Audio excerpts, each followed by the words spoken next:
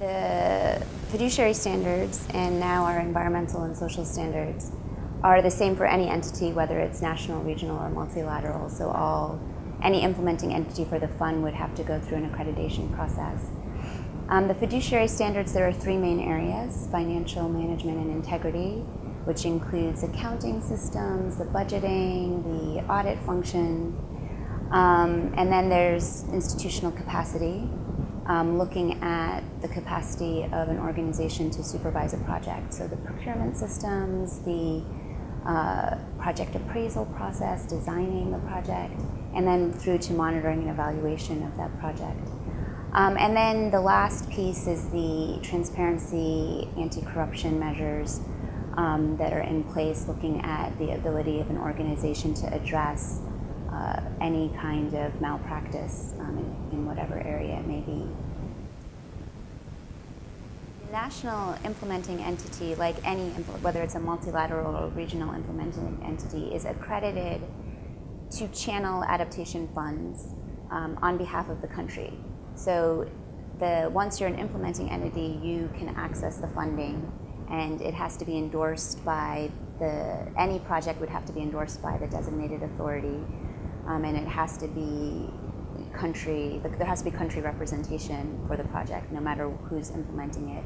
And the role of the implementing entity really is to supervise the project.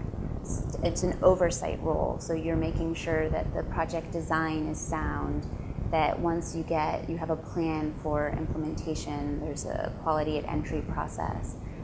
You're monitoring the progress, you lay out disbursement plans. So it's that management of the project all the way through to the final evaluation of the project. The Adaptation Fund is channeling public money, and millions of dollars of public money. So the fund itself has a fiduciary responsibility to make sure that that money is being channeled to countries that are targeting vulnerable communities to help them adapt to the effects of climate change. So the standards are set to not only make sure that there's no financial mismanagement, but also to ensure that an organization can take a project, commit to a set of outcomes and achieve that, have some results that come out of it. So the process is stringent because we want to ensure that the organization that gets accredited, whether it's a national or a multilateral, is able to carry through that process.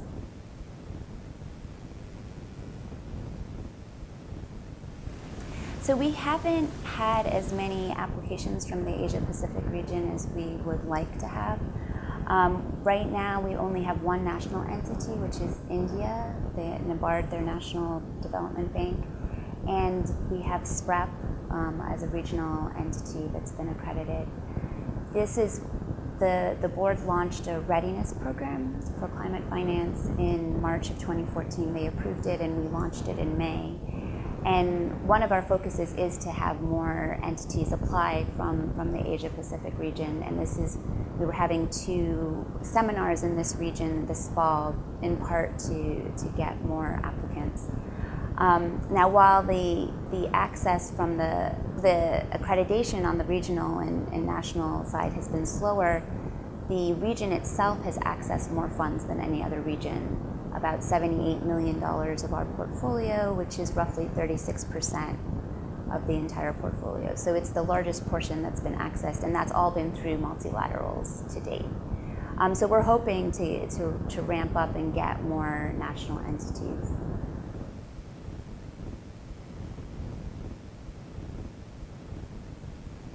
I think it's worth it. The Adaptation Fund is the only fund right now that's operational that is channeling fund money already to national entities.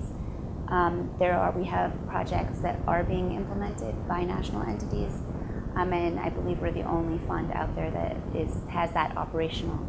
Our system is up and running. We have funding. The funding can go out immediately, and we have money that's reserved just for national entities. So even if it takes a longer time, that money is saved because we know that process takes longer because it's a new role for national entities. And in addition, the standards are international standards. There's an international recognition that you've been accredited with the Adaptation Fund, and the standards are, as you mentioned before, rigorous enough to be able to transfer to other funds.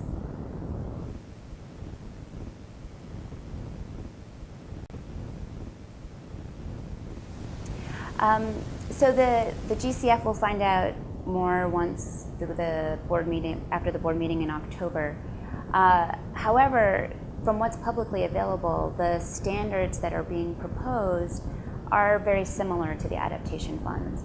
So, and as I mentioned, these standards are sort of international best practice. There's not much more you can add, and if you look at even what the GEF has versus what the Adaptation Fund has versus what the GCF is proposing on the table, they're all fairly similar, they overlap. So I think if an organization is able to demonstrate through the Adaptation Fund accreditation process that they have strong financial management systems, they have a robust project at-risk system, including the ability to look at environmental and social safeguards, they're able to, they have a track record of portfolio management. That puts that organization in a very good position no matter what type of funding they're looking for, whether it is through one of these funds or even bilaterally. And we've seen that with some of our entities that have been accredited. One of our first national implementing entities accredited, it was in Senegal, CSE, and they have already accessed money from the EU after having been accredited and gotten a project on the ground. And they're close to finishing their first project. It will be our first Adaptation Fund project coming to completion, and it's being implemented by NNIE.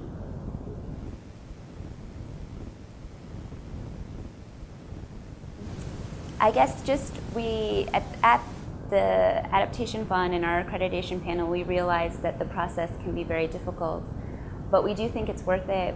A lot of organizations that have gone through the process have said it's strengthened their systems for the better of the organization as a whole, and also the difficult part is still the actual implementation of the projects themselves. So the accreditation is just one step, and it's the step that allows you to really show how great country-driven implementation can be, and that's the goal, is to get good results on the ground, good outcomes for adaptation.